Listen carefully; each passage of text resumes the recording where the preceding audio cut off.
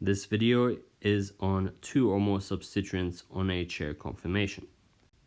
So what if there are two substituents? Well, now we can have stereoisomers. We use cis-trans terminology as there is no free rotation about the ring. If you have two groups that are wedged, we would call it a cis system. Whilst if you have a wedged and a dash, you would have a trans system. How do they equate to our chair conformations? Well, it really depends on what positions the wedges and dashes are on. But your goal is to always have the least strain. So try to get as many of the groups as possible onto axial positions.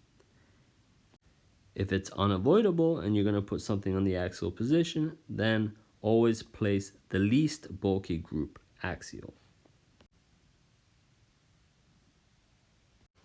All right, let's practice. Draw this structure in its chair conformation at its lowest energy.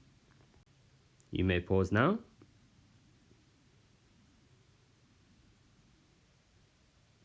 And here is the answer.